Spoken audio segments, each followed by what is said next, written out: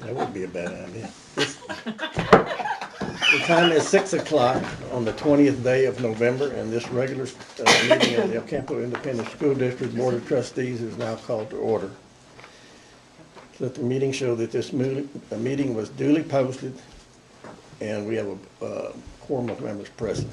If you would all stand, I would like to say a prayer, and then we'll have the pledge of allegiance. Dear Heavenly Father, we humbly seek your wisdom and guidance here tonight. Grant us the clarity of mind to make decisions that benefit our students and educational community. We pray that you will bless our efforts as we strive for excellence in education. In Jesus' name we pray. Amen. Amen. I pledge allegiance to the flag of the United States of America and to the republic for which it stands, one nation under God, indivisible, with liberty and justice for all.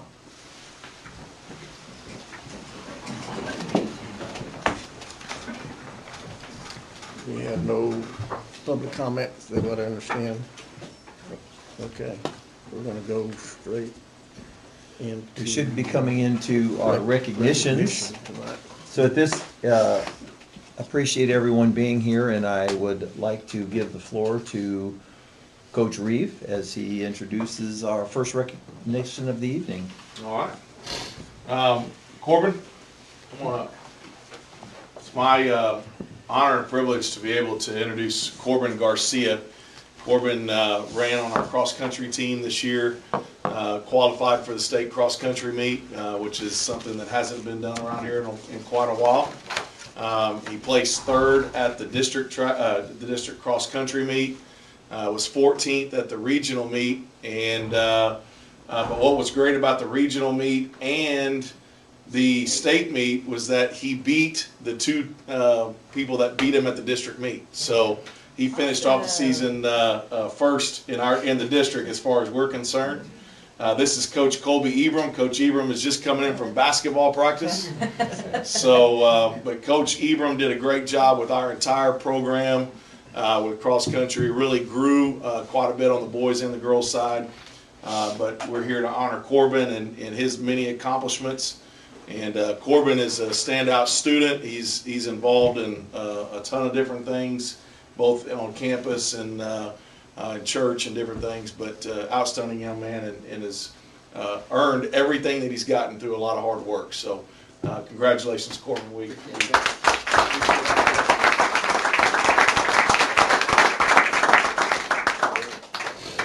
Bring him up right here in front so people can take, you gotta come right up here. Coach. Get up there, Coach.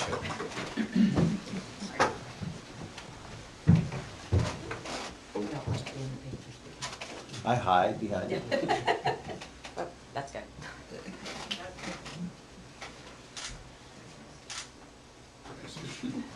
I just wanted to mention that his mom is also one of our teachers. Oh. So what kind of distances does he run? Like 5K. Far. 3.5 miles, give or take. On a race day. On a race day. During the week, it's a different story. It's 20 to 50 miles a week. Oh, wow. That's awesome. Did you say 20 to 50? A week. Yes. Yes, that's what he said. Nope. That's awesome.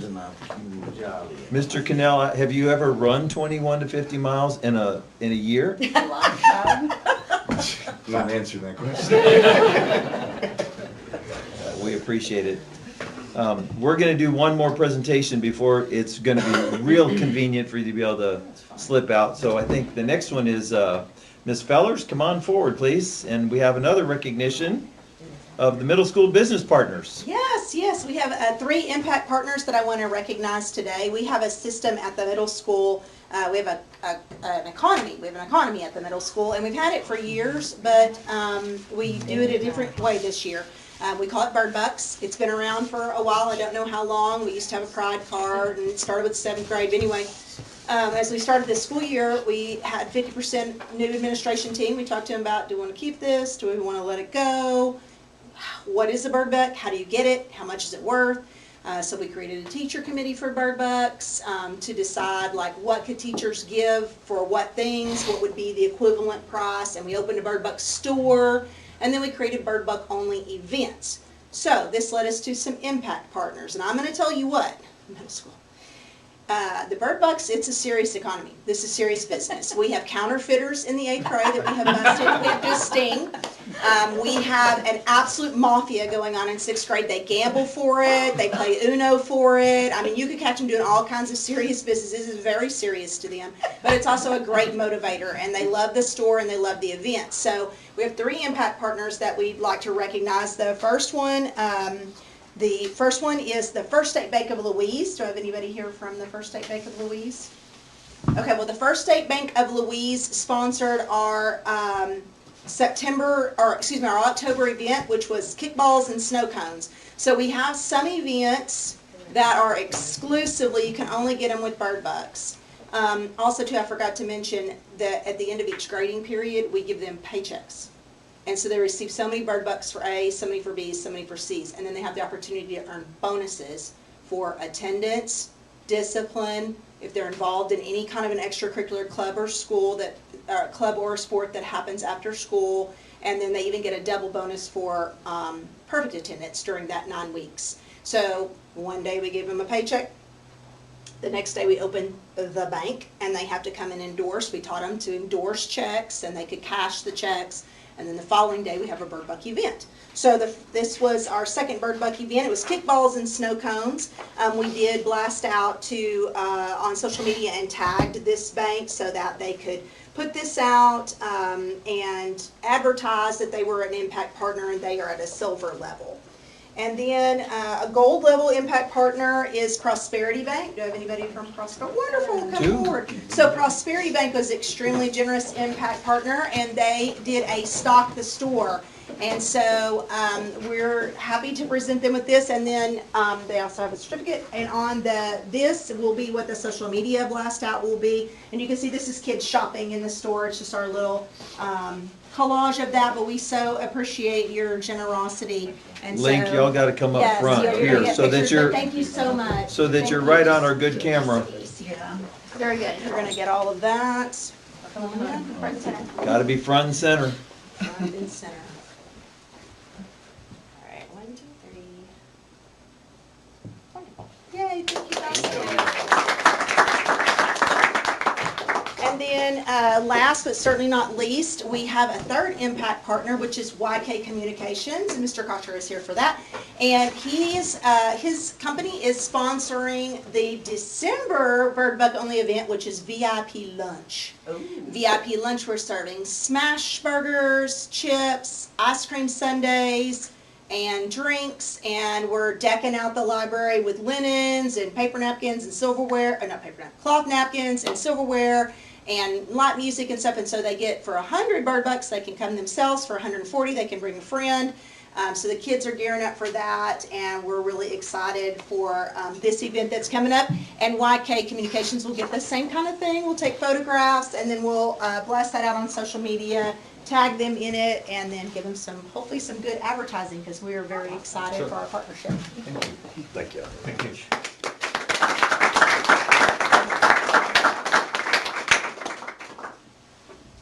Thank you. If you weren't so dang good looking, sir, I would have thought we were wearing the same shirt. Very similar. I've already heard there's a scheme though that would be, it's 100 for, to go to the VIP lunch. Or 140 for free. They're gonna So split it. They're splitting it They're split. already. You should see them in the store. They negotiate with each other. The mafia is really funny because, and you know what I'm talking about. There's only one guy that has the purse.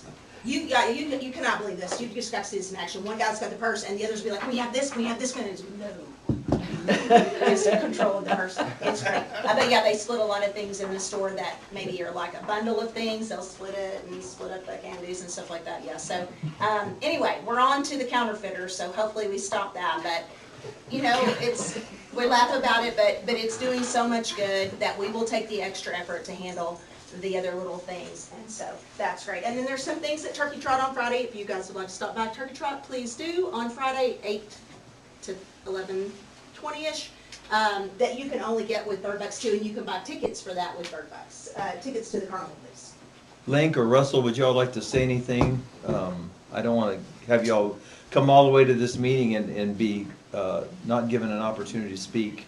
We're just happy to help sponsor and be a part of El Campo ISD. Thank you. Thank you. Thank you. Thank you. Appreciate that Appreciate very it. much. Yeah, Yes, we appreciate it. great things. Russell's also a member of our facilities committee, so. So here's what I'll tell everybody. If you're not dying to see the presentation that I have to give on the facility committee, this would be a good time, like as I'm trying to get over there to get ready for people to kind of like slide right out that door. I told you it'd be quiet. Yeah, thank you. No offense to you, Bob, but we're late. I got it, Link. Appreciate it. Thanks. Thank you, Stephanie. Okay, we're gonna take care of consent of it, agenda first.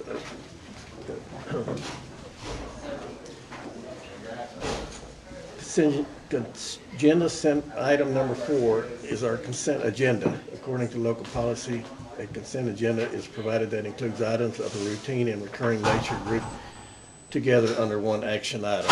You've all been furnished with background material. Is there anybody that would like to pull anything out of the consent agenda? I'll entertain a motion to approve the consent agenda then. I make a motion to approve. Kathy, second. David, we have a motion and a second. Is there any discussion? All those in favor, raise your right hand. Anybody opposed? Motion passes.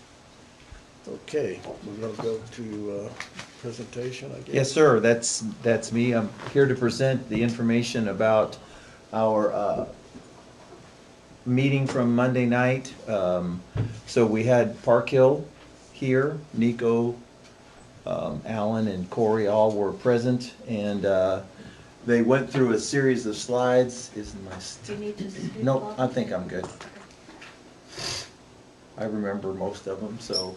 We went through a pretty quick thing. We finished our meeting in an hour and 3 or 4 minutes. We kept to our timeline really well. I don't think we slighted anything. I think we provided everybody an opportunity. We talked real quickly about the charge of the committee and also our schedule. So basically, we determined that it's gonna take about 74,000 square feet of new construction for us to replicate the programs that we have in place at the high school. All of those are the specifics of them. We then looked at site options, and we looked at three different site options. That's the large picture of the west-facing option, and here's a close-up. So in this particular option, the front of the building is right here, facing the parking lot. Then we looked at a pretty quick 3D schematic of that. We then looked at the east facing, which is right over here. And in the bigger picture, it looks similar to that. All of these facilities in the middle are all 74,000 square feet. They all include demoing the AVS building to the east, the band hall, the construction systems. They all call for renovating the shops, renovating the A building, keeping the gym. The difference between this one and the previous one is that in the west facing, there would be some renovation to the existing front of the gymnasium. They all call for removal of the administration building, the cafeteria, and what would have been right here, which is the C building and the library, and then the counselor's office right there. What you don't see in this picture is back here, this is the H building, so that would go, and then the two special ed annexes that are out there, and that would be what a 3D model would look like. We also looked at the south facing, and since the campus could not come all the way down, there was a little memorial that was built right here, but the front of the building would be here. Again, the same things would come and go. We'd keep and renovate certain parts. That is a much closer look at it. And then we put it to a vote. After you see the 3D, we put it to a vote, and these were the results. Of the 42 people who voted, 69% of them voted for option which is west facing, 29 of the 42. 2 voted for the east facing. I think when Philip Miller, who's part of the committee, was there, one of the things he mentioned is that Norris has been built for the traffic, but Avenue F is not built for traffic. And so to have the front facing the east, then we would have to work with the city council, and there's no promise of one of them approving that. And then, of course, the south facing would continue to face Norris. So this would be the renovation to the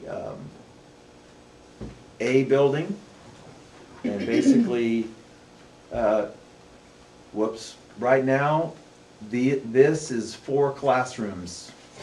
There's no structural walls in the middle, no weight-bearing walls.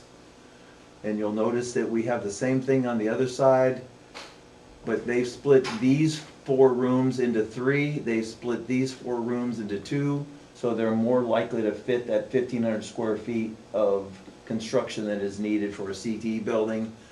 This is the HST, Health Science Technology. This would be an auxiliary room that would be available for later growth. This is an available building later for growth. Teacher's lounge and in personal restrooms, and then some kind of a storage room, workroom type area. And then this would be an expanded set of bathrooms to fill this building on the first floor. The second floor would be similar.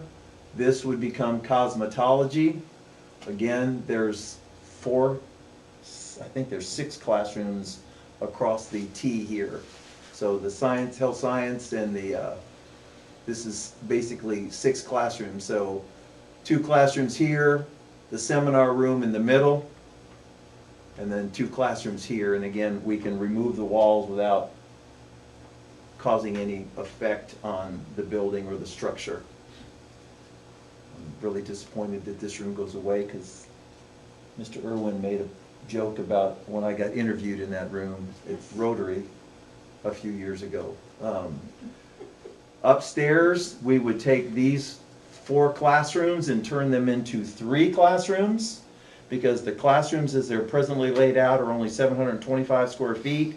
We're supposed to have 36 feet of room for each student. So the classrooms as they're presently suited only fit, according to TEA guidelines, 20 students. So renovating those 4 into 3 gives us room for greater class sizes on both sides. And then, and then this room up here would be like an AV type building. And then we still have flexible classrooms here and flexible classrooms here. So this is what they presented as what could happen in a renovated CTE building. And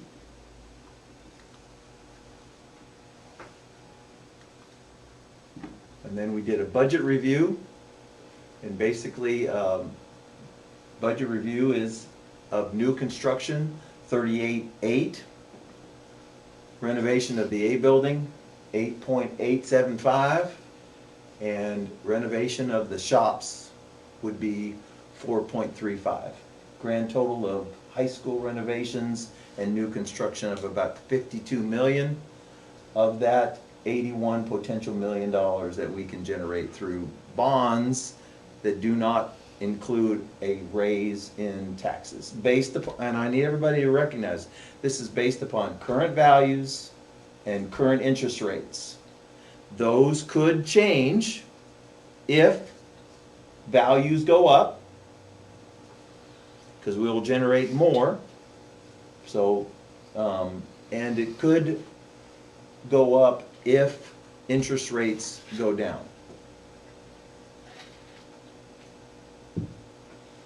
So you want to go to that other presentation real quick? Thank you. So basically this is the same kind of a thing, but it goes to, this would be the west facing front. So you can see the new front recommendation, and remember, these are recommendations from the committee. The board is the ultimate decider. So I know there's 3 people on here in this room right now that are on the committee. But that would be the view that we would have. That would be the facility. That would be the 3D. And I want you to notice right here, one of the things is this yellow line is all of the service that feeds the entire campus up here. So if you do an east facing down here, or you do a south facing over here, these lines will have to be renovated and moved for us to continue to hold school. The west facing did not require this line to be moved. It's in the, inside the structure up above. The canopy. It feeds water, gas, and power. The con is there's a small space in here in between the academic building and the competition gym. So it makes constructability of that part of the building a little bit more difficult. Basically, the middle part of the building, no matter which way we go, is all basically the same. It's just laid out a little differently. So the classroom structure would be 2-story, the kitchen and cafeteria area and the library would have an extended ceiling, as would the band hall. It's most likely that the band hall and choir room would switch spaces because band really needs to be closer to the auditorium. But those are all fine-tuning of this plan that would happen through the board level and through teachers. And again, there were your votes. Questions? I'm sure you have them. I have all the slides. First floor of the academic building would be construction, is that what you're saying? Renovation. No, classes, construction classes on the first floor in the The yellow. yellow, the ag. No, this would be like floral design. This would be plant and animal science. So where do we pick up that construction shop that we're tearing that down? In the, let me go back. Like the wood shop and the. Yeah. I think they Whoops. talked about building like a metal building. Well, they would all go out here into this 18,000 square feet. So there's one room over here that would be the ag metal, and then there would be construction over here. And then potentially we would try to put a conditioned classroom, one for the ag metal and one for the construction. This area down here would continue to remain as auto tech.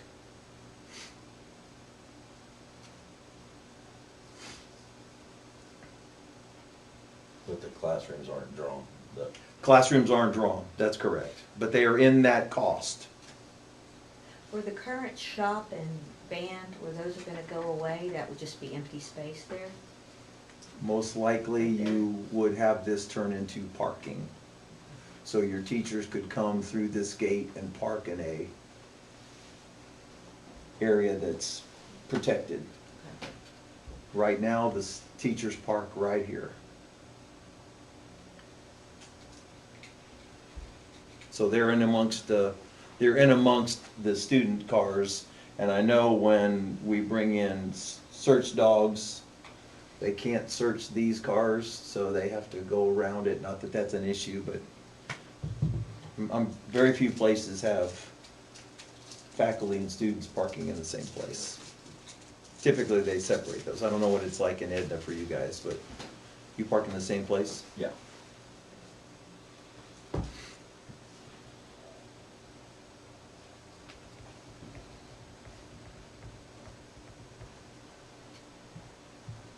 questions? Committee members, you got anything to add?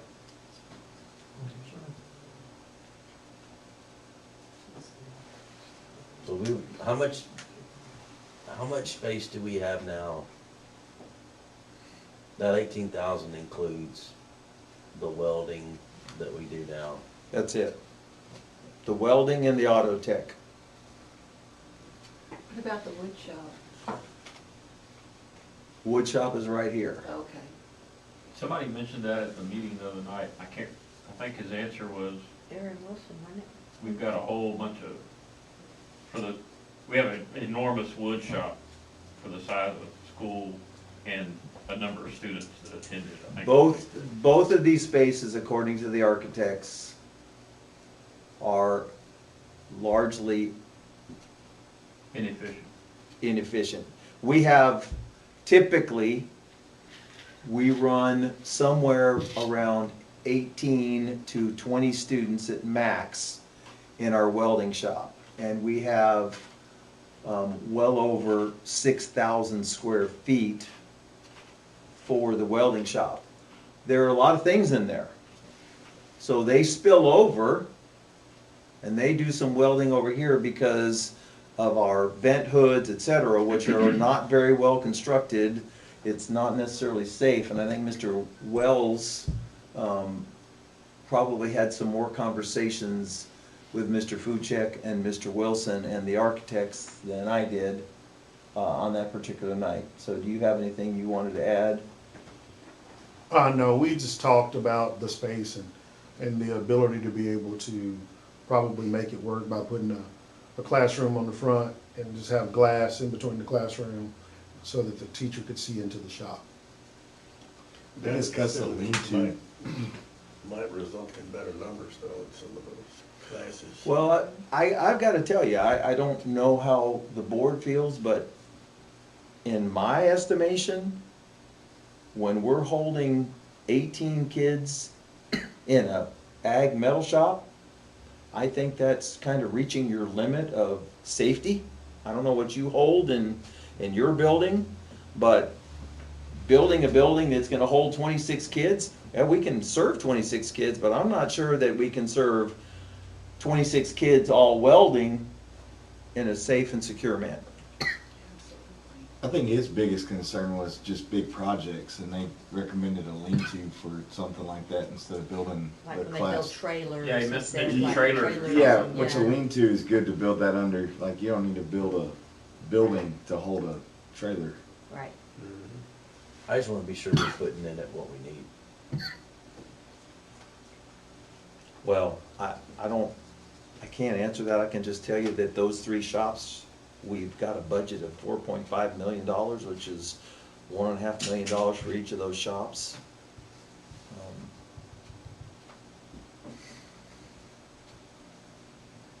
I want to make sure that they're taken care of, but I don't think we're going to put 26 kids in a classroom. No, I'm not implying that we should. Yeah, I didn't, no.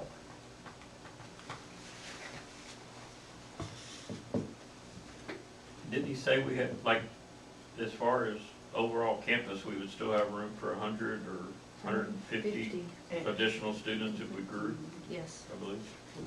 Right now, according to what you just saw, the renovations and new construction, we are still well over 200,000 square feet, somewhere around 215 or 16, I want to say, which is about 205 square feet per student. And under normal circumstances, the recommendation would be a high school would have somewhere between 165 to 185 square feet per student. So we have at least 20 to 30 more square feet per student than in the entire campus than is necessary. But our classrooms would have 36 square feet and can hold up to at least 25 to 30. That says library to remain. No, library's gone. In the gray, where it does say. Yeah, well, There's a question mark. it's a question mark. They want to know how long the library is going to remain. So in our world, none of these buildings would go out of use until this is all constructed. If you went to the other two, the east facing, this is the first building to go, so the library goes away. If you go to the south facing, the library's gotta be the first place to go. Right. Or do we have a library figured in the new space? Yes, sir? Oh, I see it right there.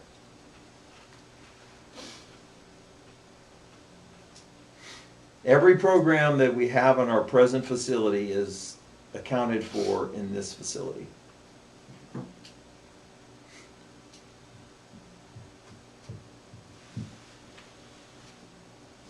How much bigger are you making the cafeteria than what it is now? Enough to hold 300 kids per lunch. What does it currently hold, the one? that 180? Nasty one we have now. Is that right? 180? Something like that. 180 to 200? What, do we not wanna do it any bigger than that? Go big or go home. Well, I I mean, still if we think, were ever gonna, and I'm not proposing that we do, but if we're ever gonna feed all the students at school 300 per lunch, that requires 3 lunches. right. That's not good. Well, I haven't had anybody tell me that we want to get rid of open campus.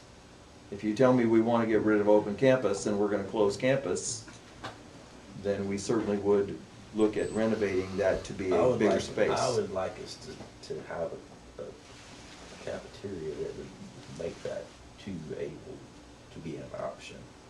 Like if we build it for 300 students, that's not an option. 3 lunches is disruptive to the. Depending on how it's oriented inside though, I think if we ever did that, you could expand it back toward where the library is now. I mean, not that that's an ideal situation, but you have the footprint to. Like, Yeah.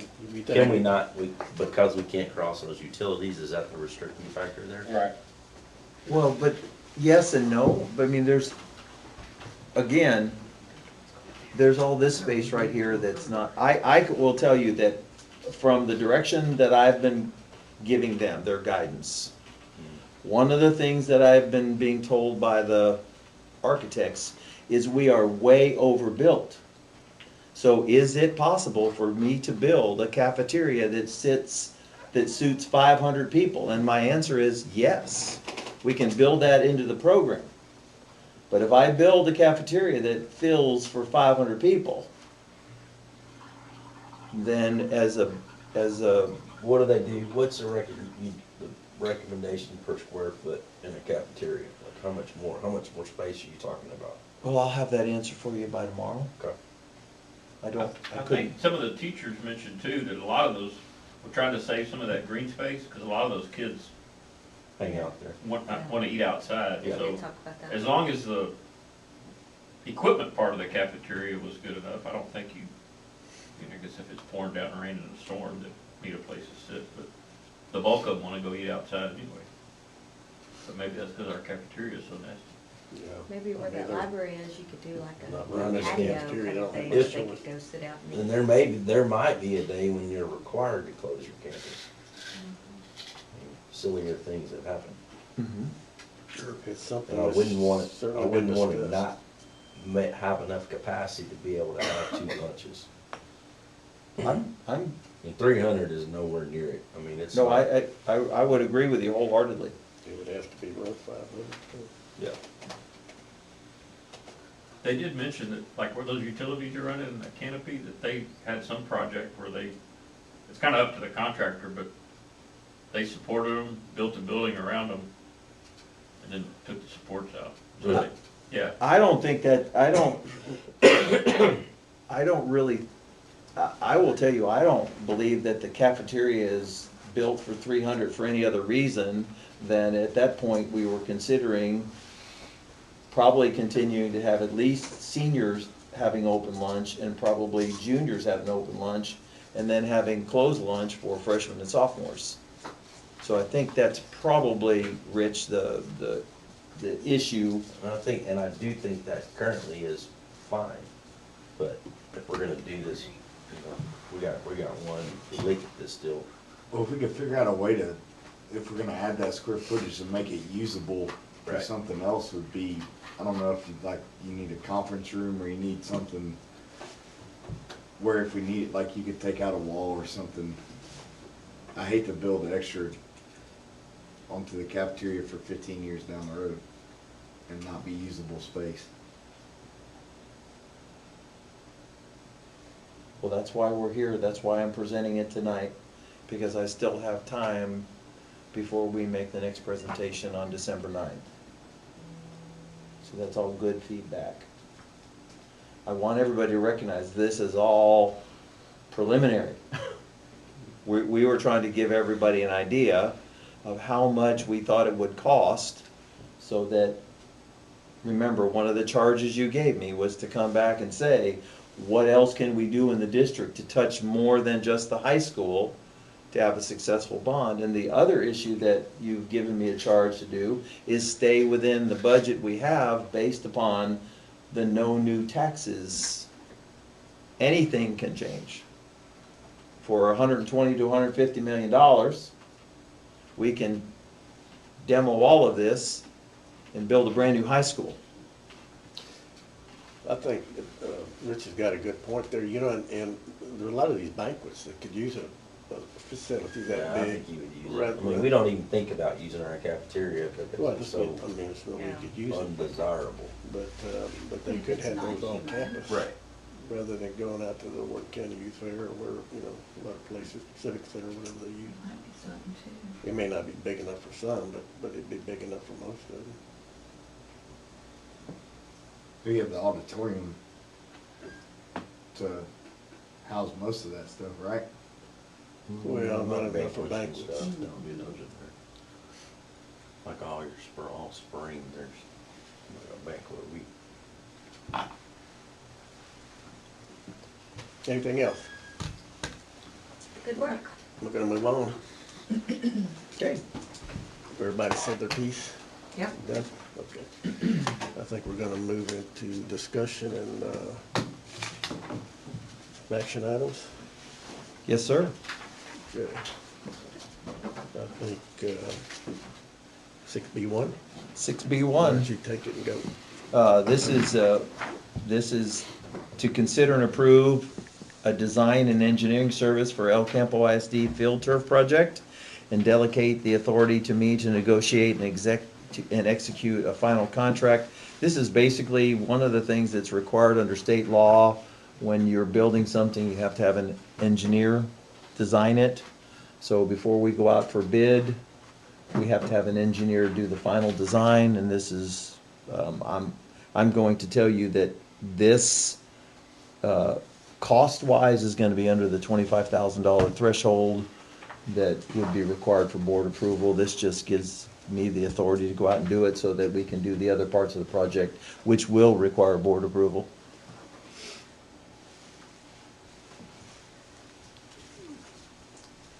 Everybody know what we're discussing? I'll find it on my, it's not coming up. So you're looking for a motion?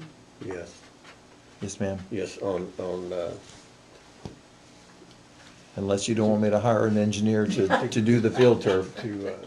I have to have an engineer to do the field turf before we can even And consider. this is gonna include I giving made the last one. Mr. Callahan authority to, Okay.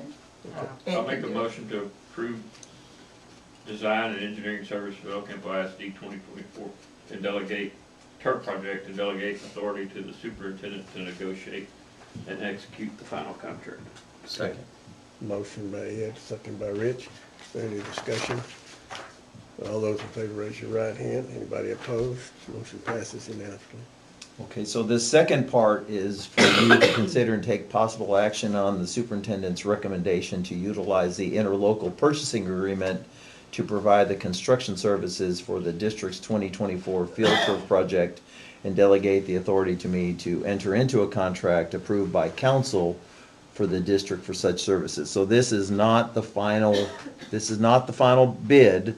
This is just for me to go out and use the purchase by board to get bids rather than going out through the RFP process, which would then require us to go back to an attorney, have them do it, send it all out. It's probably going to increase the timeline, and all of these people that we're looking at, and I will tell you, we're looking at 4 companies right now: Symmetry, Field Turf, Paragon, and Hellas. 4 very reputable firms.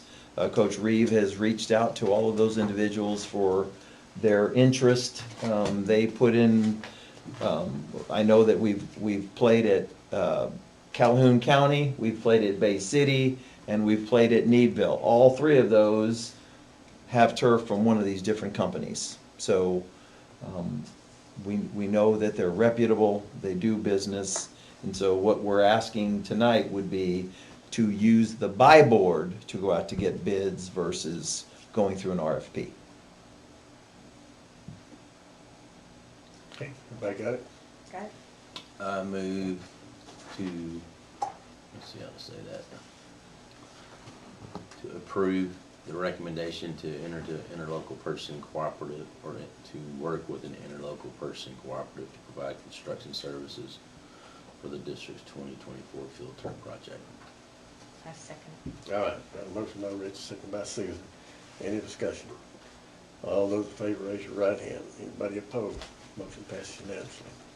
All right, third part of this thing. Okay, the third one is for us to adopt the prevailing wage. Because this is a government project, we have to go with the prevailing wage. So in your board books, you probably saw that I sent you the Davis-Bacon prevailing wage for Wharton County, which one of 3 counties that I think, I want to say Smith County was one of them, I forget. There were 3 counties that are listed. Live Oak, Wharton, and which is on Smith? Jim Wells. Jim Live Oak, Wells. and Wharton. So those are the 3 counties that, that gave wages that they feel are equitable for this community and for those other 2 counties. And so those are the prevailing wages that we would use. I will say with our project, we do not have to pay fringe benefits, and so the fringe benefits section of that is not appropriate for our project. But before we can do a state project with state monies, we have to have a prevailing wage. I'll move to adopt the prevailing wage rates as presented. Okay. Sounds good. Second. Second by David. Motion made by Rich, second by David. Anybody got anything to say? Discussion? All those in favor, raise your right hand. Anybody opposed? Motion passes unanimously. Okay, so this next one is, as the board recognizes, back in the summer, we lost a great deal of funds from our CAD mistake. We had some funding that was withheld from us through the CTE.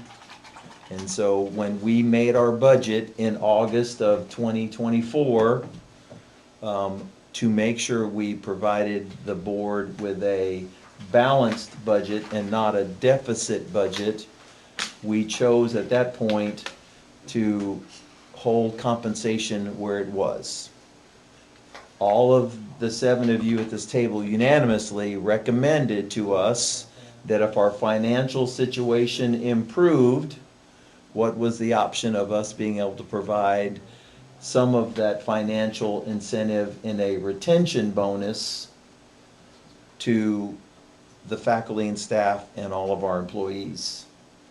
I think it was Mr.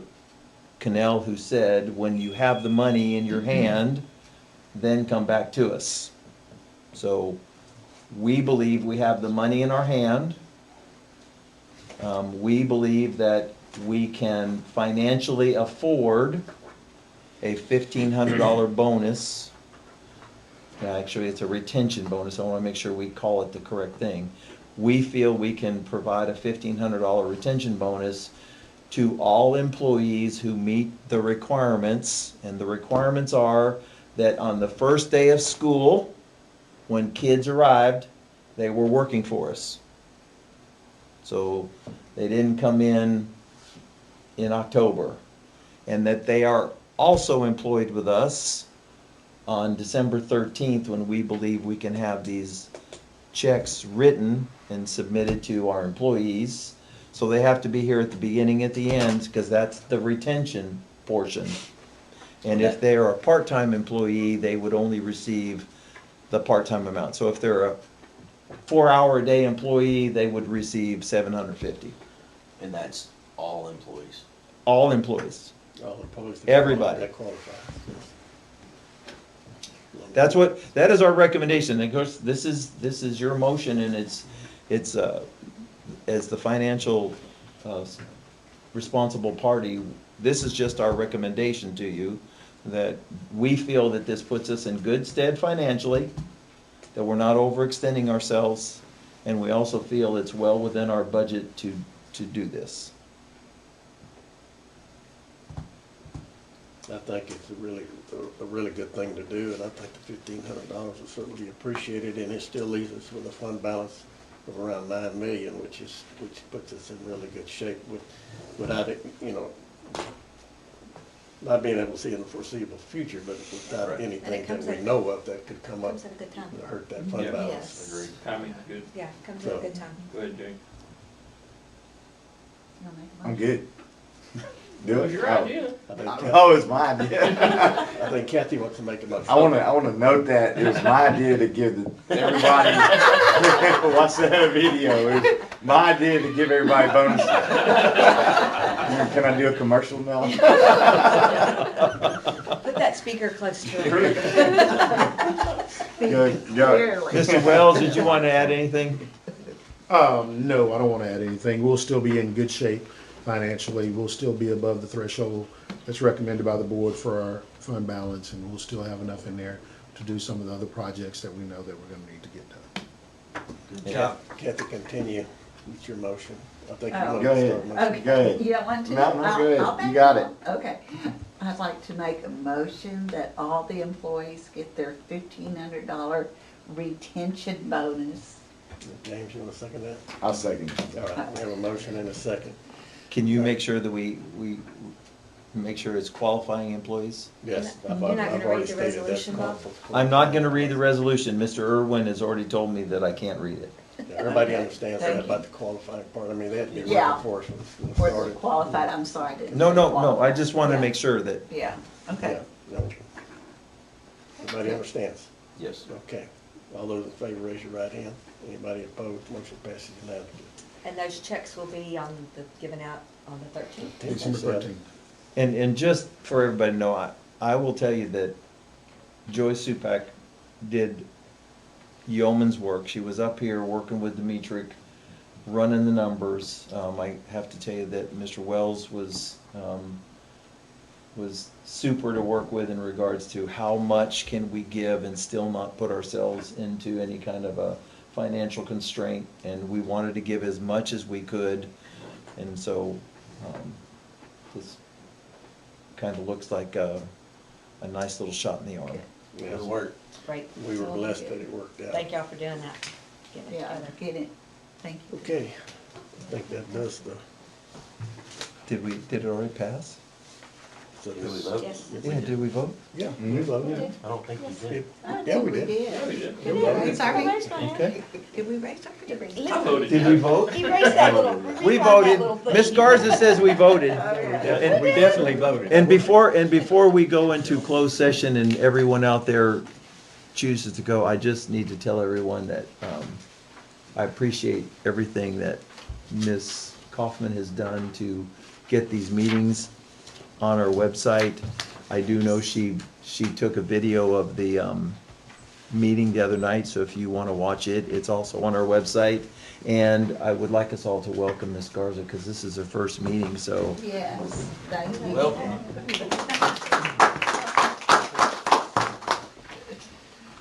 Okay, we're gonna go into no review items or anything like we're gonna go into closed session, and unless their board has anything that they think we're gonna discuss in open session afterwards, I don't have anything that I would bring back.